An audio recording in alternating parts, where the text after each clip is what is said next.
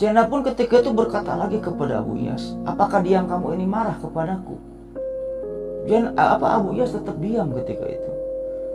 Ya suamiku, kenapa kamu marah kepada saya? Apakah karena saya ini sekarang beriman kepada ayah saya? Selama kamu kenal dengan ayah saya ya suamiku, apakah ayah saya ini pernah berdusta? Selama kamu kenal dengan ayah saya ya suamiku, apakah ayah saya ini banyak musuhnya, banyak dibenci oleh orang-orang Mekah? Apakah saya salah beriman kepada ayah saya yang telah merestui hubungan kita berdua ya suamiku? Kata Zainab ketika itu kepada Abu Iyas. Abu Iyas pun ketika itu tetap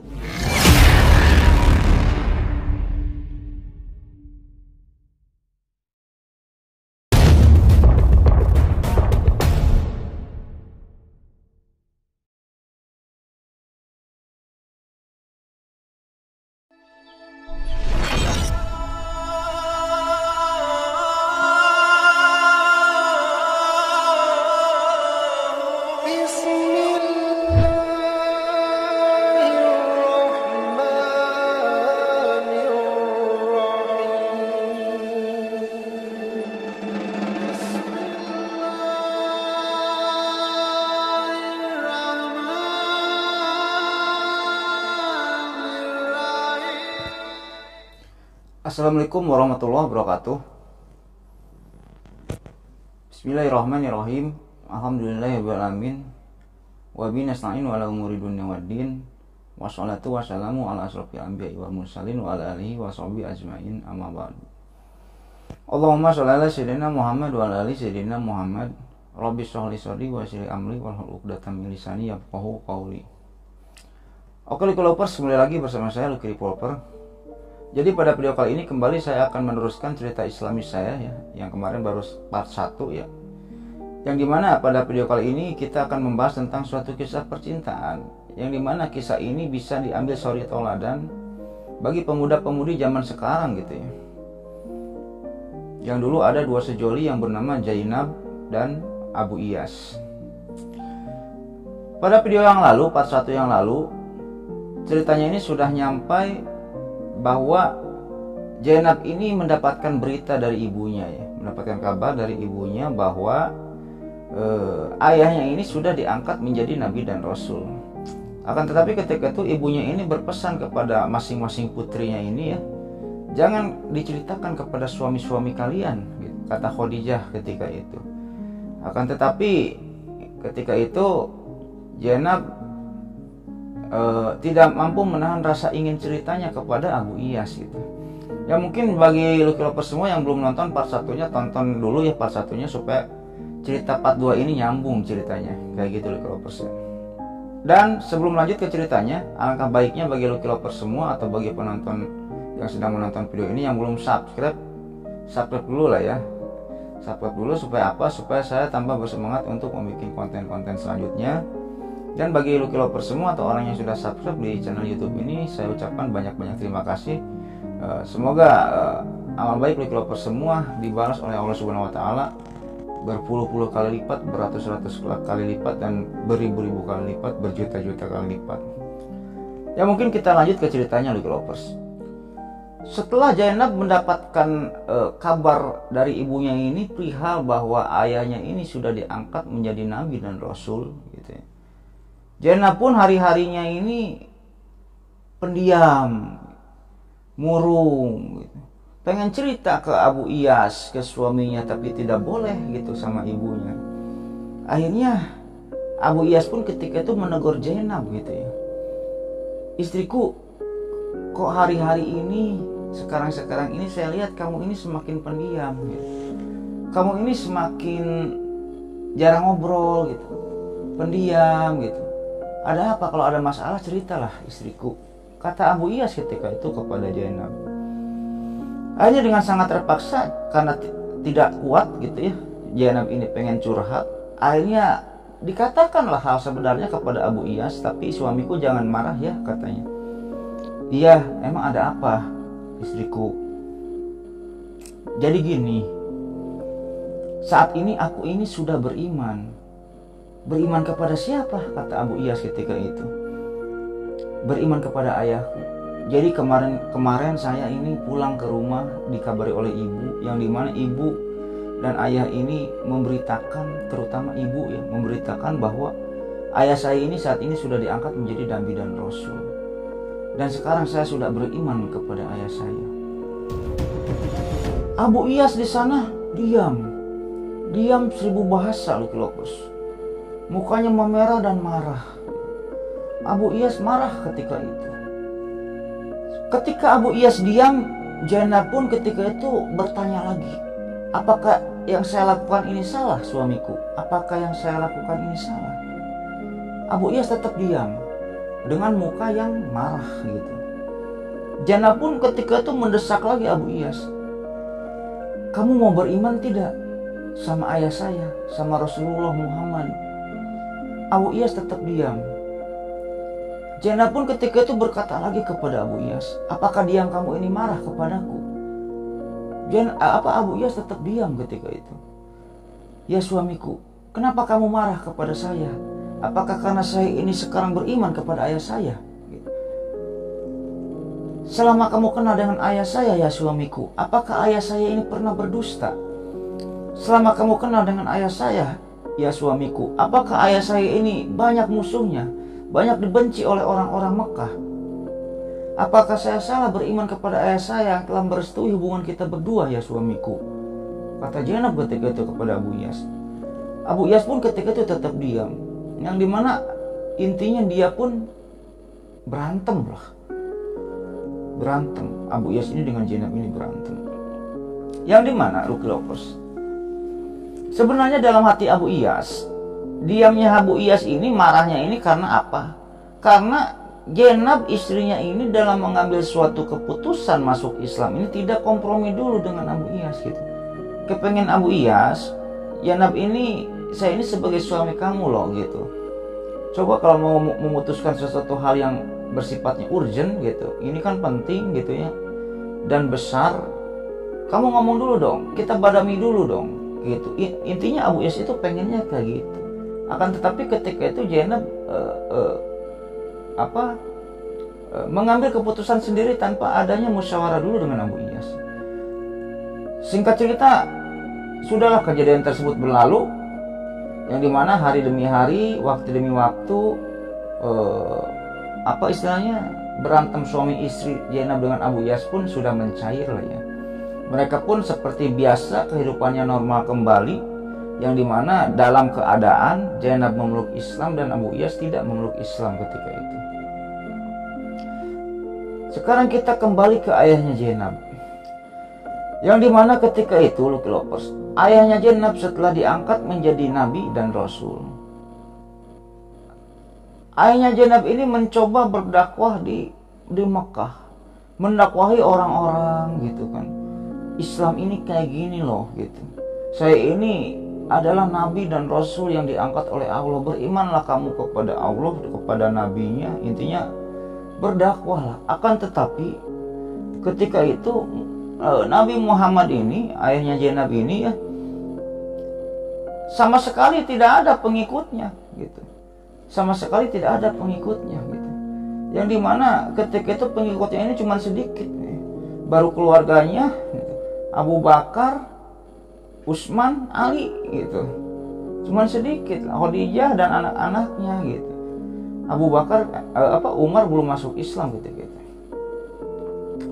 Akan tetapi ketika itu Nabi Muhammad terus mendakwahkan syiar Islam ini dengan tanpa rasa capek gitu, dengan tanpa mengeluh, dengan tidak kenal lelah, berdakwahlah ketika itu. Akan tetapi tetap tidak ada orang-orang yang beriman kepadanya gitu. Bukan tidak ada sih, jarang. Karena apa Lukilopus? Karena ketika itu orang-orang kafir Quraisy ini dikompor-kompori oleh Abu Lahab. Itulah musuh Nabi Muhammad yang paling besar ketika itu. Akan tetapi Nabi Muhammad tetap berdakwah. Kita kembali ke Zainab Lukilopus. Akhirnya hari demi hari, waktu demi waktu, pernikahan beda agama pun terus terjalin gitu ya, Zainab dengan Abu Iyas ini. Yang dimana pada akhirnya, singkat cerita aja, Zainab ini dikaruniai dua orang anak yang bernama Ali dan Umamah gitu loh pers. Ayahnya Zainab pun senang ketika itu mendapatkan cucu gitu, senang. Akan tetapi ketika itu lovers ya, Zainab ini jarang berkunjung ke rumah ayahnya, rumah Khadijah. Karena apa?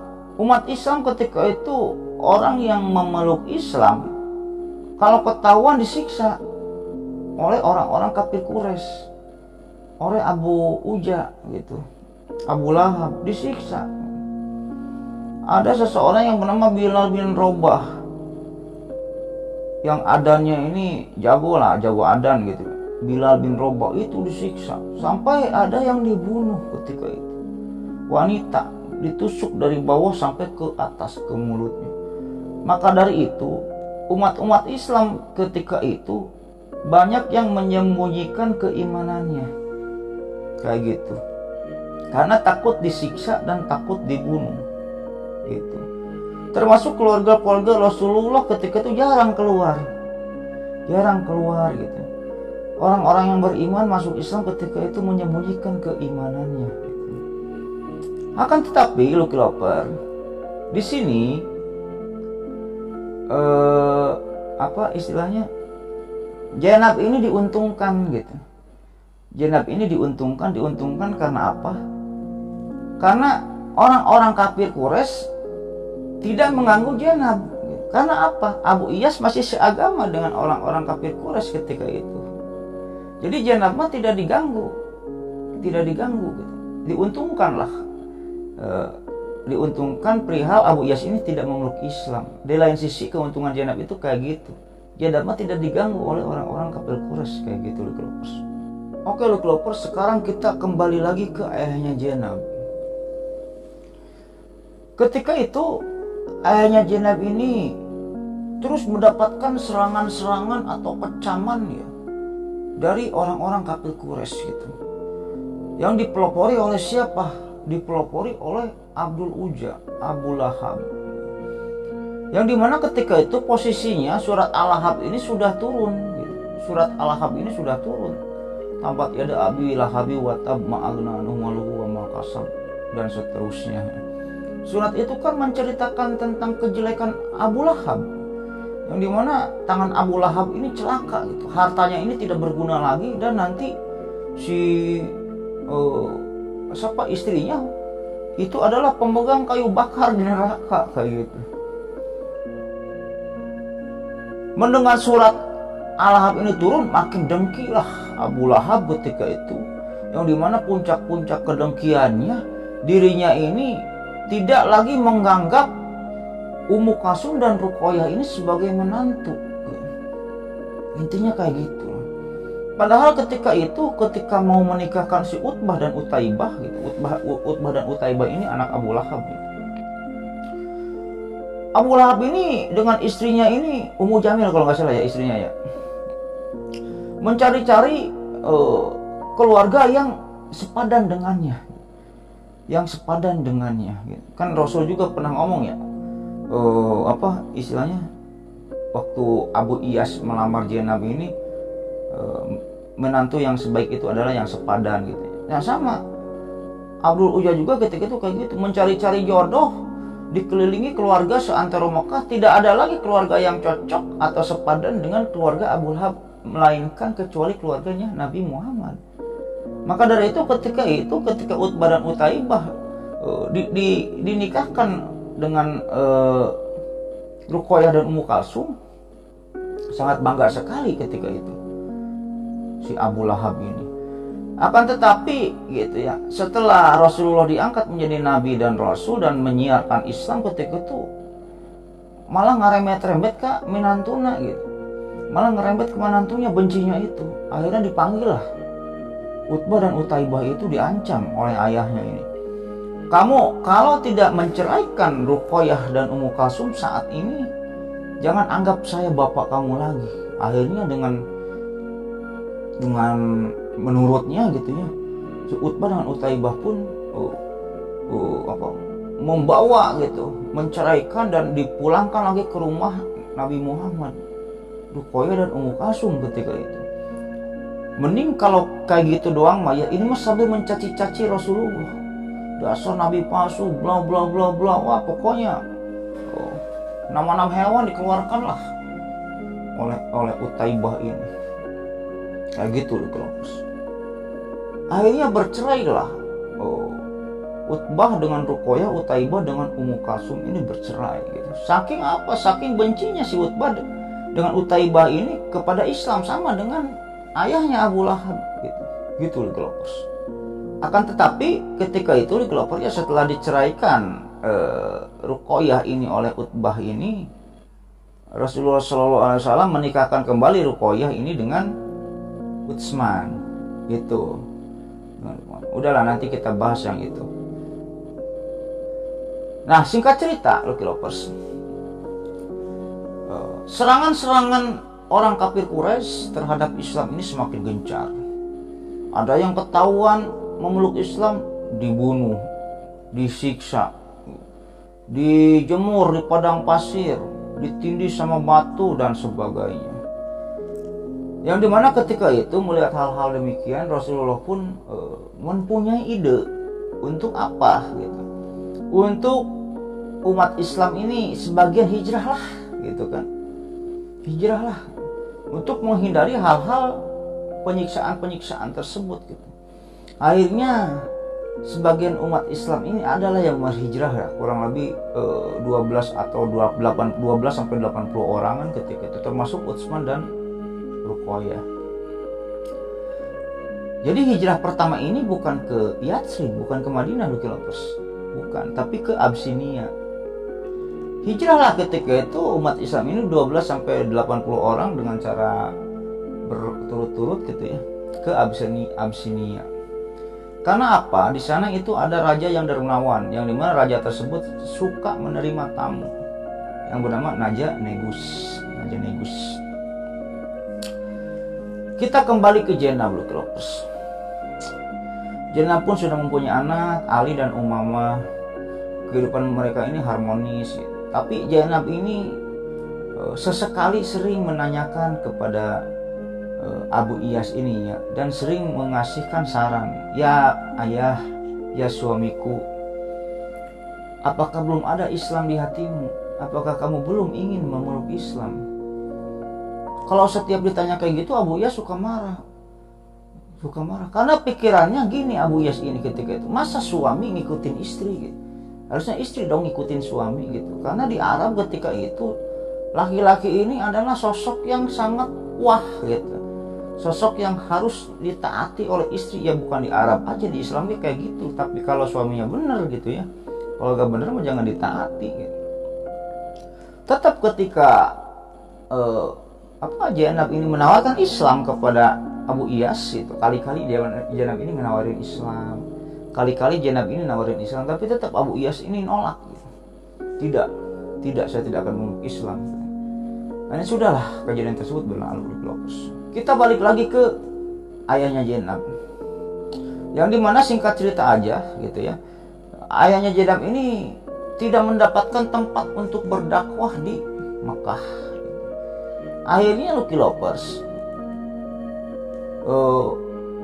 ayahnya Zainab ini mencari tempat dakwah baru, yaitu di mana? Di negeri Thaif. Di sana ada orang-orang sakit gitu, di negeri Thaif. Nabi Muhammad ini sampai menginap di negeri Thaif ini ya. Apa tujuannya? Berdakwah gitu, mendakwahkan Islam gitu. Yang dimana ketika itu ditemani oleh Zaid bin Haritsah. Akan tetapi ketika itu Lucky Lovers, ketika Rasulullah udah nginep di kota Thaif itu ya, dakwah Islam gitu kan, pikiran Rasulullah mah ketika itu orang Mekah tidak beriman sugan, orang Thaif mah beriman gitu kan. Tapi pikiran Rasulullah ini ketika itu bertolak belakang Lucky Lovers dengan angan-angannya, malah lebih gencar Rasulullah ini ditolaklah oleh orang-orang Taif, yang dimana ketika itu Rasulullah cuma berdua dengan Zaid bin Haritsah ketika itu, sampai dilempari oleh batu, sampai diludahi. Zaid bin Haritsah pun ketika Rasulullah ini dilempari oleh batu saat berdakwah di kota Taif itu, sambil menghalang-halangi gitu, si Zaid juga ketimpuk batu gitu, karena batunya banyak, akhirnya kena juga oleh Rasul. Sampai keluar dari kota Taif ini, ayahnya Zainab ini jalannya pincet gitu, engklek ke jalannya tuh ya, tubuhnya penuh darah bekas dilempari batu. Gimana sih kalau kita dirajam ya, dilempari batu. Akhirnya ketika itu Rasulullah pun setelah diusir dari Taif dan dilempari batu itu, beristirahatlah di kebun kurma. Kemudian setelah itu ketika Rasulullah ini dengan Zaid bin Haritsah ini istirahat di pohon kurma, lagi ngasok gitu, ngadem ya, untuk merilekskan pikirannya, Rasulullah ketika itu melihat dua sosok. Itu siapa? Dari jauh semakin dekat, oh ternyata itu Jibril. Ada apa? Assalamualaikum ya Rasulullah. Waalaikumsalam ya Jibril. Ada apa Bril? Kalau kata bahasa gaulnya menguruni gitu ya. Kamu kesini ada apa Bril? Terus itu siapa yang di sampingmu Bril? Yang di sampingmu siapa? Ya Muhammad, saya udah mendengar kamu diusir dan ditimpuki oleh orang-orang Taif. Nah di samping saya ini adalah malaikat penjaga gunung. Allah sudah mengutus saya untuk menawarkan tawaran nih kepada kamu nih ya Muhammad, kata Jibril ketika itu. Ini malaikat penjaga gunung.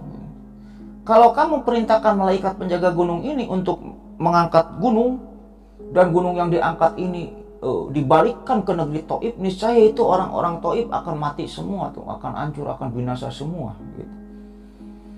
Perintahkanlah sekarang ya Muhammad, kata Jibril ketika itu. Nah ditawari kayak gitu ya, Nabi Muhammad bukannya ngeiyahin tapi nolak nolak gitu. Kalau kita mah ya udah disakiti, udah ditimpuki sama orang gitu, ditawari kayak gitu sama Jibril, ya aji ngumpung ya, jangan satu gunung lah, 10 gunung aja timpahin ke Taif. Kalau kita makan kayak gitu kalau kita. Tapi inilah mulianya hati Rasulullah. Mulianya hati Rasulullah ketika sama Jibril ditawari kayak gitu. Ini di samping saya ada malaikat penjaga gunung. Ini kalau malaikat ini ngangkat gunung, ditimpakan gunung itu ke negeri Taif, niscaya binasa tuh masyarakat Taif yang telah menolak dakwah kamu, yang telah melempari kamu dengan batu, kata Jibril kayak gitu. Tapi apa jawaban Rasulullah ya Lucky Lovers ya? Janganlah Bril, jangan kayak gitulah gitu. Kalau intinya kayak gini lah. Kalau saya dakwah, saya ditolak, saya berdoa ke Allah, hancurkan ya Allah. Kalau saya dakwah ke negeri ini, saya ditolak, saya berdoa kepada Allah, hancurkan ya Allah, gitu ya. Saya ini Nabi akhir zaman, Nabi Rasul akhir zaman. Kalau semuanya hancur, yang didakwahi sama saya didoain mati semua, siapa yang akan menjadi pengikut saya nanti gitu kan? Intinya kayak gitulah. Jawaban Rasul ini menolak lah. Akhirnya ketika itu Rasulullah ini bukannya mendoakan yang jelek-jelek ke masyarakat Taif, malah mendoakan yang bagus-bagus. Ya Allah, mudah-mudahan nantinya di negeri Taif ini ada seseorang yang bakal menyembahmu gitu. Banyak orang yang bakal menyembahmu gitu. Jadi tawaran Jibril ini ditolak. Akhirnya apa kejadiannya Lucky Lovers? Nanti setelah Fathul Mekah, pembebasan kota Mekah Lucky Lovers ya, semua orang Taif masuk Islam tanpa terkecuali, berbondong-bondong masuk Islam nanti setelah Fathul Mekah. Dan banyak ulama-ulama yang berasal dari Taif, ahli-ahli ilmu gitu. Itulah berkat doa Rasulullah. Coba kalau Rasulullah mengiyakan keinginan tawaran Jibril tadi, ya udah Jibril, lempar aja sama gunung, jangan satu gunung kagok, 10 gunung aja. Gak akan ada orang-orang ulama-ulama yang berasal dari Taif. Itulah lembutan hati Rasulullah Shallallahu Alaihi Wasallam gitu loh. Kita singkat aja Lucky Lovers. Akhirnya lambat laun adalah 1-2 orang masyarakat Makkah ini yang memeluk Islam gitu. satu dua nggak banyak sih ya, tapi puluhan lah. Mulailah mereka ini tertarik dengan Islam gitu.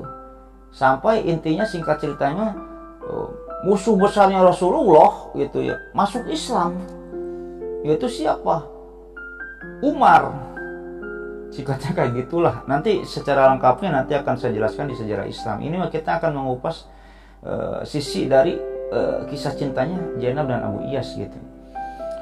Umar pun masuk Islam, akan tetapi setelah Umar masuk Islam ini tetap ya permusuhan si Abu Lahab ini tetap tidak mengendor, malah mengencang gitu. Tapi sekarang umat Islam ada backup nih Umar nih gitu. Nanti lengkapnya akan saya ceritakan. Karena semakin kencanglah permusuhan di antara umat Islam dan kafir Quraisy ini, melihat hal tersebut gitu ya. Akhirnya Rasul pun ketika itu mengutuslah beberapa orang utusan ke negeri Madinah. Untuk apa? Untuk mengajarkan Islam di sana gitu ya. Mengajarkan Islam di sana. Dan ketika itu ketika itu banyak orang-orang dari penjuru-penjuru negeri termasuk Madinah gitu yang mengunjungi Ka'bah, tawaf begitu.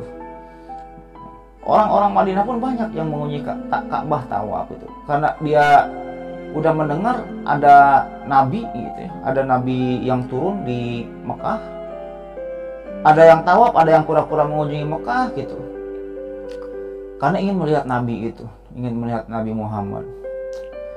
Nah, karena banyaknya orang-orang yang mengunjungi Ka'bah, tawaf, haji gitu ya, hal tersebut oleh Rasulullah ini dimanfaatkan untuk ajang dakwah. Hanya adalah beberapa, ada orang Baduy yang masuk Islam, orang Madinah juga ada yang masuk Islam ketika itu. Karena apa? Karena amal Rasul ajang haji atau umroh atau tawaf tersebut dijadikan untuk ajang berdakwah gitu. Akhirnya orang yang tadi Rasulullah ini kan mengutus orang nih ke Madinah untuk menyiarkan Islam, membawa kabar nih balik lagi ke Makkah ini. Ya Rasulullah, di Madinah Islam udah banyak nih. Nah, mendengar hal tersebut nih, karena di Makkah ini permusuhan dengan kafir Quraisy ini semakin kencang gitu ya, ada yang dibunuh, ada yang disiksa. Akhirnya Rasulullah pun merencanakan semua umat Islam yang ada di kota Makkah untuk hijrah ke Yatsrib atau Madinah. Kayak gitu Lipolopers. Sekarang kita kembali ke Zainab Lipolopers. Kehidupan Zainab pun seperti biasa ya. Kegiatan-kegiatannya biasa lah. Abu Iyas pun sering berdagang gitu. Ke Palestina, ke Tabuk, ke Damaskus ya. Di saat Abu Iyas berdagang, Zainab pun sibuk dengan mengurus anak-anaknya Ali dan Umamah tersebutnya. Yang dimana ketika itu sampai Zainab ini mengetahui tentang berita atau rencana ayahnya ini untuk apa? Semua umat Islam yang ada di Mekah disuruh hijrah ke Madinah. Akhirnya di sana kaget, Zainab ini kaget tuh Lopers. Kagetnya apa ketika itu? Kagetnya, aduh umat Islam hijrah ke Madinah. Terus saya nanti kalau oleh ayah disuruh hijrah juga, saya pisah dong sama suami saya, sama Abu Iyas gitu. Di lain sisi, Zainab pun sedih karena apa? Karena dirinya ini berpisah dengan adik-adiknya, Fatimah, Ruqayyah, Ummu Kalsum gitu ya. Berpisah dengan adik-adiknya, sedih gitu. Zainab ini berpikir kayak gitu. Saya disuruh hijrah nggak nanti ya? Saya nanti disuruh hijrah nggak ya? Gitu. Singkat cerita pulanglah Abu Iyas dari kerjaannya, berdagangnya. Akhirnya Zainab pun ketika itu menceritakan lah perihal bahwa ini ayah ini ada kabar baru nih. Kabar penting, ada apa istriku? Jadi ayah saya mau memerintahkan semua umat Islam untuk hijrah ke Madinah. Kaget Abu Iyas ketika itu mendengar hal tersebut, kaget karena apa? Takut istrinya ini disuruh hijrah juga ke Madinah. Jadi Abu Iyas ini cinta mati kepada Zainab ya. Zainab juga sama cinta mati kepada Abu Iyas kayak gitu. Tapi belagungnya Abu Iyas ini tidak masuk Islam gitu ketika itu gitu. Udahlah kejadian tersebut berlalu, akhirnya Abu Iyas pun dengan Zainab pun ngobrol-ngobrol merencanakan sesuatu yang intinya Abu Iyas ini menyarankan kepada Zainab kayak gini. Ya istriku, kamu coba berani gak ngomong ke ayah kamu? Ngomong apa? Ya untuk minta izin lah. Kalau orang-orang Islam ini semuanya hijrah ke Madinah, kamu tetap aja di sini sama saya di Mekah. Ya bolehlah, saya nanti ngomong, tapi saya tidak janji ayah ini menyetujui. Saya tidak janji ya, suamiku, kata Zainab. Ya udah coba dulu aja, mudah-mudahan ayah mengizinkan kamu tinggal di sini dengan saya, dengan anak-anak kita. Akhirnya singkat cerita aja, Zainab pun pergi ke rumahnya. Sebagian umat Islam ini sudah hijrah ke Madinah, yang dimana hijrah itu secara sembunyi-sembunyi. Kalau ketahuan nanti dibunuh, kalau enggak disiksa gitu. Umat Islam yang hijrah ini, makanya secara sembunyi-sembunyi. Dan yang hijrah ini semuanya meninggalkan harta bendanya di Mekah.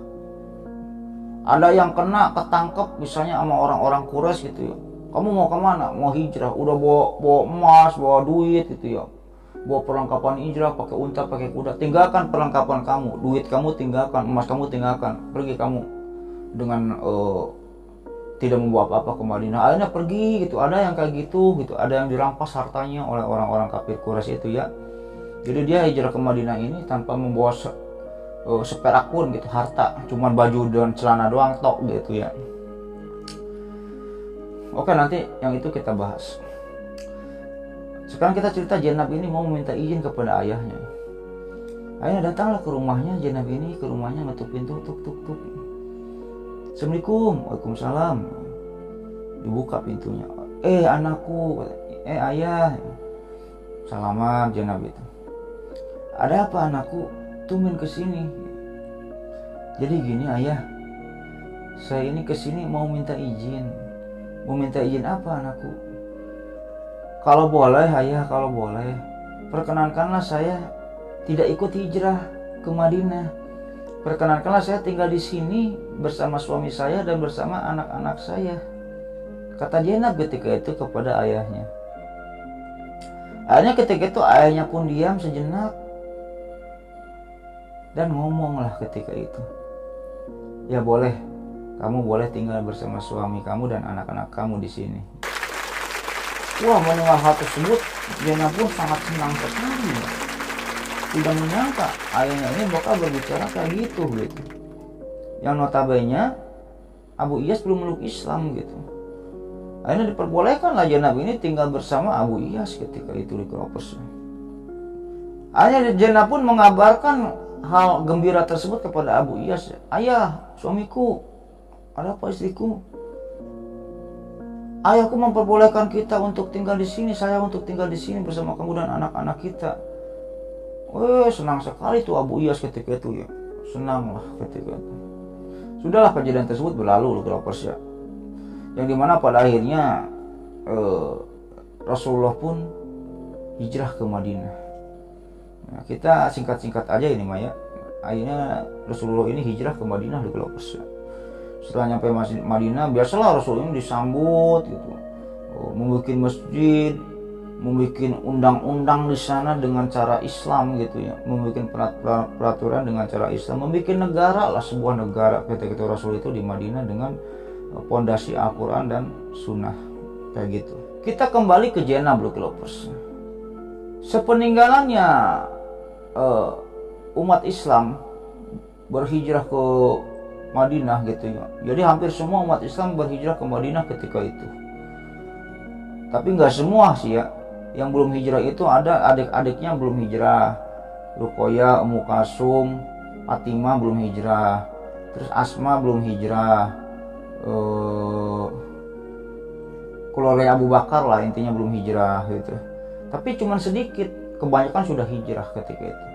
Yang dimana Ummu Kalsum, Ruqayyah dengan Fatimah ini tidak hijrah di Mekah ini bareng sama Saudah. Intinya Rasul sudah menikah lagi dengan Saudah ketika itu di Kroppers. Melihat hal tersebut, Zainab pun sedih gitu ya. Zainab pun memikirkan nasib ayahnya. Ayahnya memperjuangkan Islam ini dengan begitu gigih sampai berhijrah ke Madinah gitu. Di lain sisi Abu Iyas belum masuk Islam. Zainab pun sedih juga gitu. Ini suami saya kok kepala batu gitu ya. Kadang-kadang di tengah-tengah obrolan Zainab ini sering menawarkan Islam dengan cara lemah lembut kepada suaminya Abu Iyas gitu. Suamiku, belum terbukakah Islam untuk kamu? Kata Zainab ketika itu. Tapi tetap Abu Iyas ini menolak gitu. Abu Iyas ini menolak. Karena berpikiran bahwa masa suami ngikutin istri kayak gitu. Dan berpikiran bahwa nanti kalau saya misalnya meluk Islam, harta-harta saya gimana gitu kan. Nanti nggak bisa dagang lagi gitu, dimusuhi oleh orang-orang kafir Quraisy, intinya kayak gitu lah. Udahlah, kejadian tersebut berlalu. Kita sekarang pergi lagi ke ayahnya Zainab. Nah, setelah umat muslim ini berhijrah ke Madinah,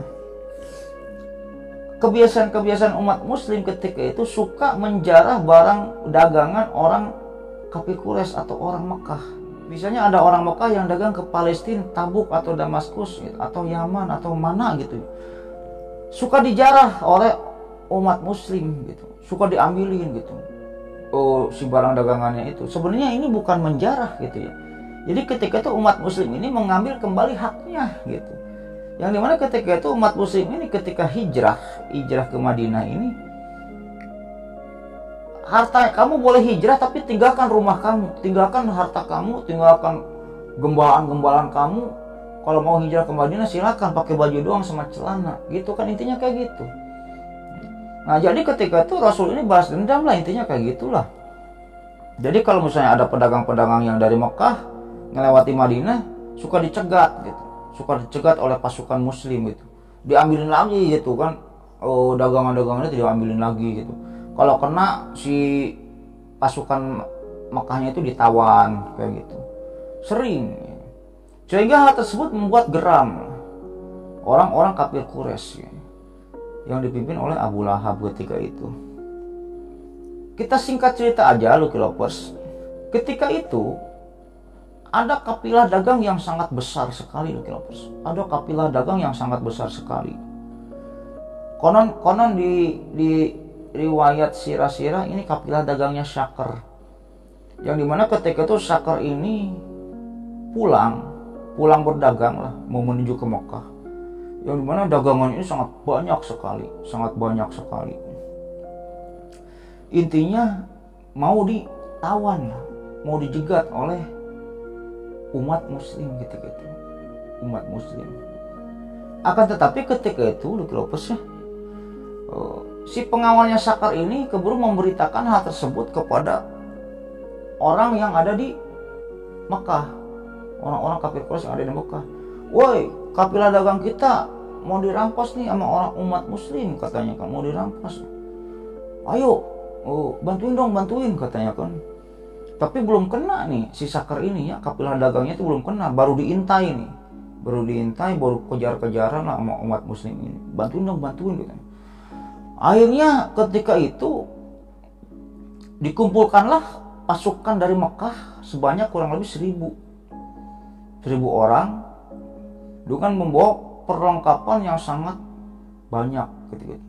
Perlengkapan perang, kuda, panah, pedang, yang dimana ketika itu Lucky Lovers, orang-orang kafir Quraisy, orang-orang Makkah ini membeli peralatan perangnya ini ke Abu Iyas untuk membantu menyelamatkan kapilah dagang tadi, ngerti nggak Lucky Lovers? Yang dimana nantinya inilah asal usulnya terjadinya perang Badar gitu, sebab-sebabnya terjadinya perang Badar gitu.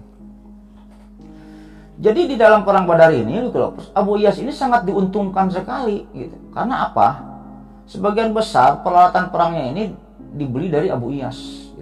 Dibeli dari Abu Iyas, yang dimana ketika itu semua pemuda dikumpulkan lah oleh orang-orang kafir Quraisy ini untuk membantu di perang Badar itu. Di sini Abu Iyas ini dilema. Kalau saya ikut perang Badar, saya berarti memerangi ayahnya Zainab gitu. Tapi kalau saya tidak ikut perang Badar, apa nanti kata orang-orang kafir Quraisy atau orang-orang Mekah? Gua mau untung doang, gak ada kontribusinya loh ke Mekah gitu. kan gua udah beli peralatan perang dari lu. Kata orang-orang Mekah kayak gitu. Bingung gitu Abu Iyas ini ketika itu pas mau berangkat ke perang Badar ini. Kalau saya berangkat saya memerangi mertua saya gitu ya. Kalau saya tidak berangkat saya mengkhianati kelompok saya, orang-orang Mekah itu. Akhirnya dengan sangat terpaksa ketika itu Abu Iyas pun ikut dalam perang Badar. Intinya kayak gitulah.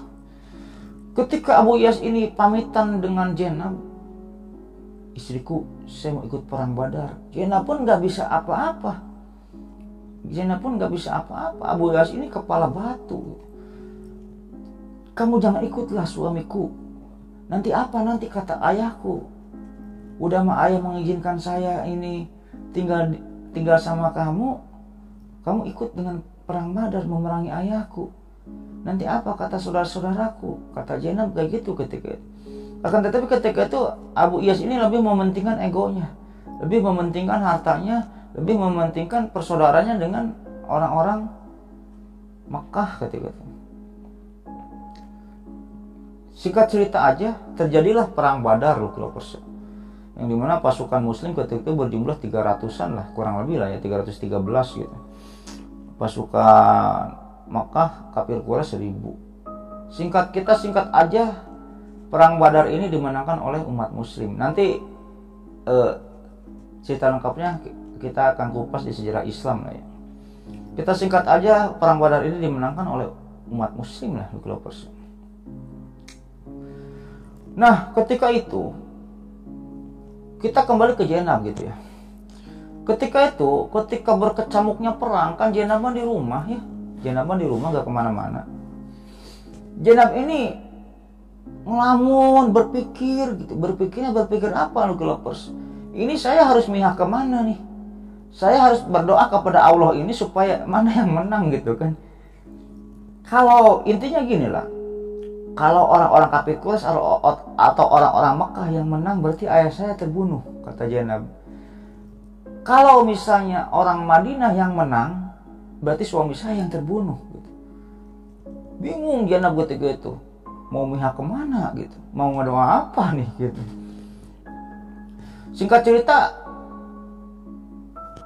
orang kafir Quraisy pun dikalahkan oleh orang Muslim, yang dimana akhirnya pada pulang loh ke Mekah. Pasukan perang Badar itu, pasukan Mekah gitu ya, pada pulang ke Mekah.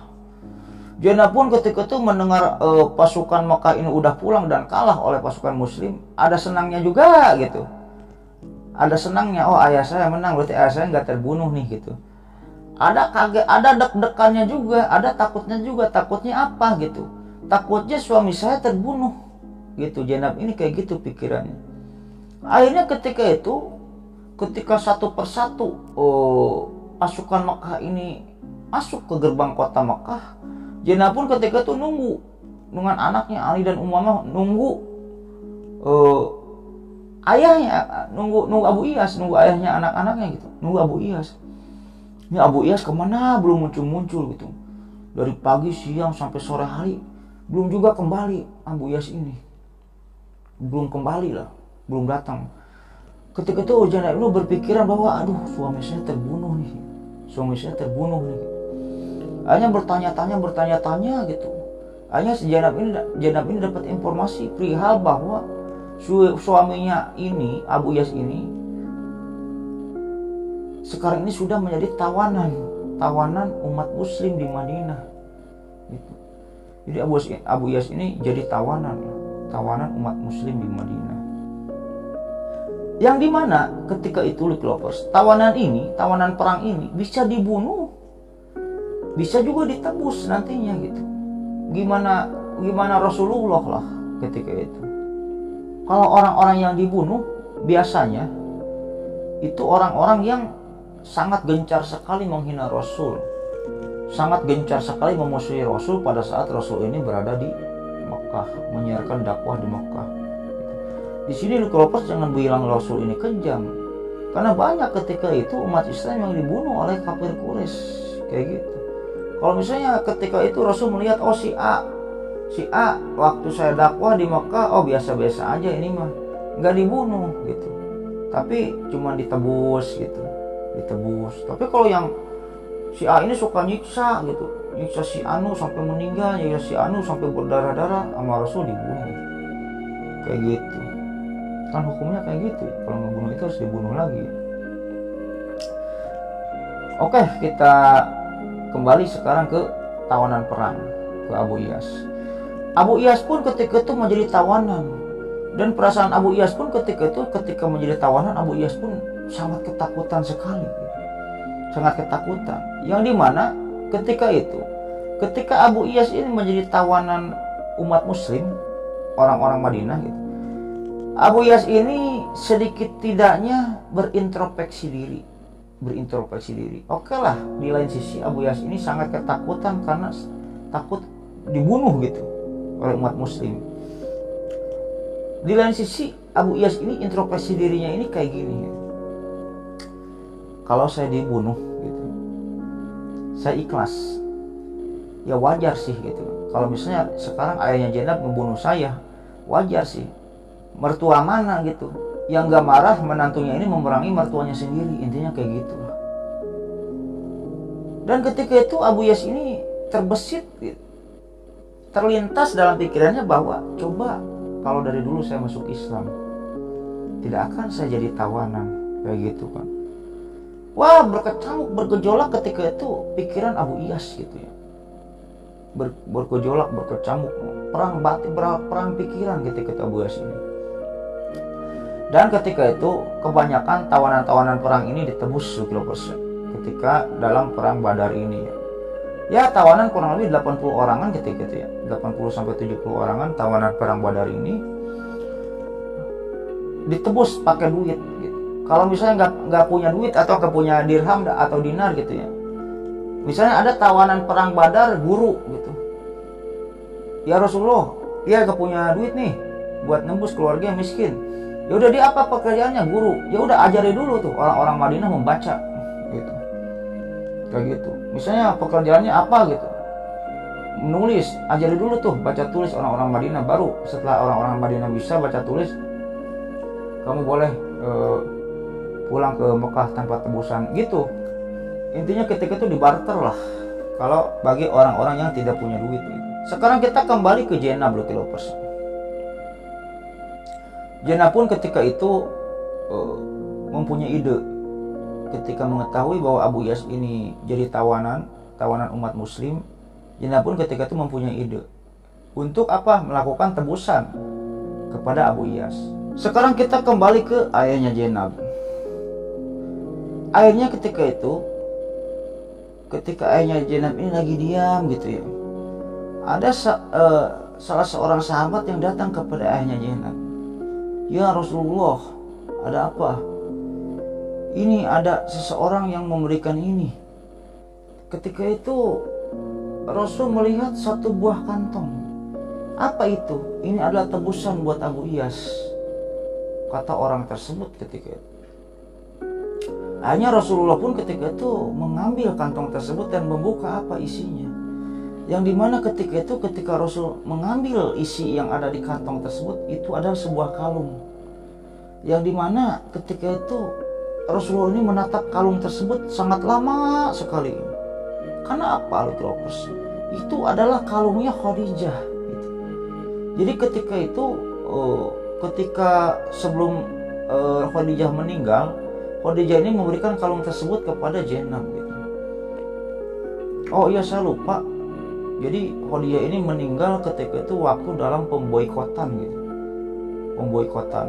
Jadi keluarga Khadijah ini, Bani Hashim ini diboikot gitu. Sampai akhirnya Khadijah ini meninggal gitu di Persia. Kita lanjut lagi ke yang tadi ya. Rasulullah ini menatap kalung itu lama sekali gitu. Sampai sedih lah Rasul ini, karena kita tahu sendiri Rasul ini sangat mencintai Khadijah. Dan Rasul pun sadar ini yang memberikan ini Zainab nih, memberikan kalung ini Zainab untuk menebus Abu Iyas kayak gitu. Dan pada akhirnya Rasul pun menyuruh sahabatnya untuk membebaskan Abu Iyas. Akhirnya Abu Iyas pun disuruh pulang ke Mekah tanpa tebusan sama sekali gitu. Yang dimana ketika itu sebelum Abu Iyas ini pulang ke Mekah, Rasul pun memanggil Abu Iyas. Abu Iyas ini, ada apa ya papa mertua begitu ya. Jadi gini Abu Iyas. Jadi ketika itu Rasulullah ini membisikkan sesuatu kata ke Abu Iyas. Membisikkan sesuatu kata. Abu Iyas ini diajak ngobrol berdua yang jauh dari pantauan para sahabat dengan Rasulullah. Dan ketika itu Rasul pun membisikkan sesuatu kata kepada Abu Iyas, yang dimana ketika itu setelah hal tersebut terjadi, Abu Iyas pun pulang. Yang dimana setelah itu Rasul pun memberikan kembali ya kalungnya itu, kalung jenab ini kepada Abu Iyas. Ya Abu Iyas, ini berikan lagi kalung ini kepada jenab. Dan pesan saya satu, jaga kalung ini baik-baik. Tolong sampaikan kepada jenab, jaga kalung ini baik-baik, katanya kayak gitu. Dan perihal Rasul ini ngomong apa, membisikkan apa kepada Abu Iyas, tidak ada yang tahu ya. Para sahabat tidak ada yang tahu gitu ya. Karena ketika itu Rasul ini ngobrol dengan Abu Iyas ini sangat jauh sekali dan privat gitu. Akhirnya Abu Iyas itu kembalilah ke rumahnya. Ketika pulang kembali ke rumahnya, pas mengetuk pintu, tuk, akhirnya dibuka sama jenab. Assalamualaikum, waalaikumsalam. Suamiku, wah jenab sangat senang sekali gitu. Jenab sangat senang sekali. Akan tetapi ketika itu keadaan Abu Iyas ini bukannya senang tapi lesu gitu. Abu Iyas ini mukanya ini, mimiknya ini lesu sekali gitu. Kayak nggak bergairah ketemu jenab ini, kayak nggak senang. Jenab pun heran ya. Kamu ada apa suamiku? Ini tadi ayah kamu pesan dan mengembalikan lagi kalung ini kepada kamu. Jaga kalung ini baik-baik. Itu pesan ayah kamu, kata Abu Iyas ketika itu. Udah itu Abu Iyas ini melamun gitu ya. Akhirnya jenab pun menghampiri Abu Iyas ketika itu. Suamiku, kok kamu melamun terus? Ada apa sih? Akhirnya Abu Iyas pun bercerita perihal bahwa istriku jenab, sekarang juga kamu kemasi baju-baju kamu, kemasi pakaian-pakaian kamu, bawa Ali dan Umamah pergi dan keluar kamu dari rumah saya. Kata Abu Iyas ketika itu, pergi kamu ke Madinah, hijrah kamu ke Madinah. Jenab pun kaget ketika itu. Gak ada angin, gak ada apa, ujug-ujug diusir aja gitu kan. Dia gitu kan. Sebenarnya ada apa? Cerita dong. Suamiku sebenarnya ada apa? Intinya kayak gini ketika itu. Ketika itu Rasul ini menyampaikan bahwa pesan ke Abu Iyas ini gini. Kamu sekarang boleh pulang tanpa tebusan. Asal pesan saya satu. Suruh jenab hijrah ke sini. Suruh jenab hijrah ke Madinah. Dan kamu sekarang sudah tidak halal lagi bagi jenab. Kata Rasul digituin gitu. Makanya Abu Iyas ini sedih gitu. Saya percaya sama kamu karena kamu orangnya dapat dipercaya. Kamu orangnya tanggung jawab, kata Rasul gitu. Saya pegang janji-janjimu. Kamu janji ya.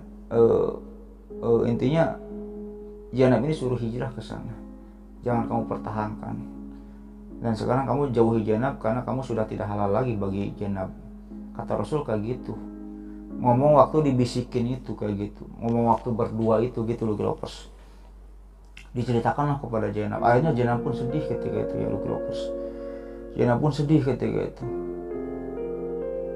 Berpikir dualisme pendapat, apakah saya harus menuruti kata ayah saya hijrah ke Madinah, atau saya membangkang terhadap perintah ayah saya tinggal di sini bersama suami dan anak-anak saya. Bingung jenab ketika itu, berkecamuk, bingung lah ketika itu jenab ini, yang dimana ketika itu pada akhirnya jenab ini ngomong kepada Abu Iyas, ya suamiku, mungkin ayah saya memisahkan kita berdua, mungkin gara-gara kamu tidak masuk Islam gitu. Coba deh sekarang kamu ikut sama saya ke Madinah sebagai seorang muslim. Apakah kamu mau suamiku? Kata jenab ketika itu kepada Abu Iyas. Akan tetapi ketika itu Abu Iyas kekeh, tidak, saya tidak akan jadi muslim, saya tidak akan memeluk Islam, kata Abu Iyas ketika itu. Mendengar jawaban tersebut, Zainab pun sedih lagi gitu. Akhirnya keesokan harinya pun Rasulullah pun mengutus orang kepercayaannya, yaitu Jaid. Untuk apa? Untuk menjemput Zainab di Mekah gitu. Nah, bagaimana kehidupan Abu Iyas nantinya setelah Zainab ini hijrah mengikuti ayahnya ke Madinah? Apakah Abu Iyas ini mengikuti agama ayahnya Zainab gitu untuk pergi ke Madinah? Apakah tetap Abu Iyas ini tetap pada pendiriannya? Dan bagaimana nanti kehidupan Abu Iyas ini setelah ditinggal Zainab, setelah jauh dari Zainab gitu? Apakah betah Abu Iyas ini sekarang ini sudah dipisahkan oleh Rasulullah ini, sudah dipisahkan dengan Zainab gitu? Apakah hidupnya akan betah ataukah gimana gitu? Bagaimana kisah kelanjutan percintaan mereka ini gitu loh Kilopers ya. Ya mungkin cerita selanjutnya akan kita sambung di part 3 besok gitu loh Kilopers. Akan kita sambung di part 3, yang dimana part sekarang kita cukupkan dulu karena lumayan cukup panjang loh Kilopers. Dan jangan lupa nanti tonton part 3-nya. Dan kalau yang belum nonton part 1-nya, silakan tonton dulu part 1-nya biar nyambung gitu loh Kilopers ya. Ya mungkin cerita ini kita cukupkan sekian dulu Kilopers ya. Mudah-mudahan menghibur. Dan terima kasih, saya ucapkan terima kasih kepada Lucky Lovers semua yang sudah menonton video ini sampai selesai gitu ya. Dan sebelum saya tutup, tidak lupa juga saya mendoakan kepada Lucky Lovers semua. Allahumma inna nas'aluka bi anna lakal hamdu la ilaha illa anta wahdaka la syarika laka mananu badius samawati wal ardh dzul jalali wal ikram ya hayyu qayyum. Mudah-mudahan Lucky Lovers semua diberikan kesehatan, diberikan umur yang panjang, diberikan rezeki yang melimpah. Bagi yang belum punya jodoh, mudah-mudahan Lucky Lovers semua cepat dipertemukan jodohnya oleh Allah Subhanahu wa taala. Dan bagi Lucky Lovers semua yang sedang sakit atau keluarganya yang sedang sakit, mudah-mudahan disembuhkan penyakitnya, diangkat oleh Allah Subhanahu wa taala. Dan bagi Lucky Lovers semua yang masih sehat, dalam keadaan sehat, mudah-mudahan tetap diperpanjang nikmat sehatnya oleh Allah Subhanahu wa taala dan tidak disakitkan lagi sampai dia wafat gitu. Dan yang paling utama, mudah-mudahan kita semua dikumpulkan di dalam surganya Allah Subhanahu wa taala dan mendapatkan syafaat darinya. Ya mungkin gitu aja Lucky Lovers cerita pada video kali ini, mudah-mudahan menghibur. Akhirul kata, Allahumma sholli ala sayyidina Muhammad wa ala sayyidina Muhammad. Wabillahi taufiq wal hidayah. Wassalamualaikum warahmatullahi wabarakatuh.